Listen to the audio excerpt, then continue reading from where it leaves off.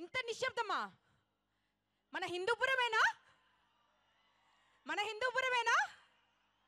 మన బాలయ్య బాబు గారికి పౌర సన్మాన సభే కదా ఇది.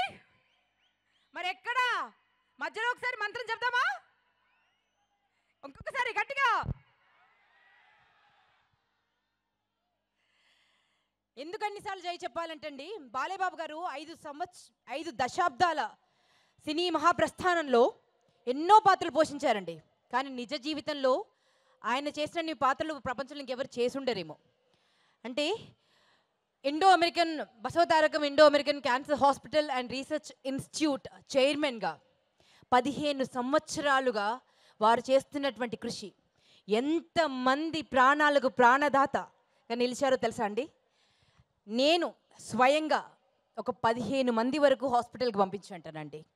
ఈరోజు కూడా మన కెమెరా డిపార్ట్మెంట్ నుంచి విజయ్ అని ఒక అతను ఉన్నారు. వారు ఫోన్ చేస్తే నేను జగన్ గారికి ఫోన్ చేసి అడిగాను, సార్ ఏదైనా చేయండి, వారు మొత్తం కెమెరా డిపార్ట్మెంట్ చూసుకునే వ్యక్తి, వారికి కష్టం వచ్చింది అని అంటే ఇమ్మీడియట్గా పంపించి ఇమ్మీడియట్గా సేవలు అందించి, అంటే ప్రైవేట్ హాస్పిటల్కి వెళ్తే ఇంకా ప్రాణం మనం కొనుక్కోలేమండి, మన ప్రాణం మనం. కానీ మన Basavatarakam Indo American cancer hospital and research ఇన్స్టిట్యూట్కి వెళ్తే మహానుభావ ఎంతమంది మళ్ళీ జన్మనెత్తారో మీ పుణ్యమా అని. మీరు 1000 ఏళ్ళు చల్లగా బ్రతకాలి.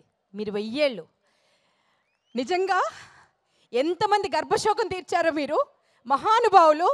నేను మనస్ఫూర్తిగా చెప్తున్నానండి. రీసెంట్గా ఒక 2 వీక్స్ బ్యాక్ కూడా జరిగింది ఇది. సో ఎంతమందికి ప్రాణదాతగా నిలిచారు. ఒక గవర్నమెంట్ హాస్పిటల్లో మాతా శిశు సంక్షేమ ఆలయంగా మార్చగలిగారంటే, అంటే గవర్నమెంట్ హాస్పిటల్కి ఎవరన్నా వెళ్తామండి? వెళ్ళేటట్టు ఉన్నాయా పరిస్థితులు? బట్ ప్రైవేట్ హాస్పిటల్ నుంచి గవర్నమెంట్ హాస్పిటల్కి పరిగెత్తేలా చేస్తున్నటువంటి మహానుభావుడైన. సో వారికి ఒక్కసారి గట్టిగా చప్పట్లు. హిందూపూర్ ఒక మోడల్గా మారుతుంది. ఇంకెన్ని విజయాలు ప్రపంచం తలెత్తుకుని ఒకసారి హిందూపూర్ వైపు తిరిగేలా చేస్తారు.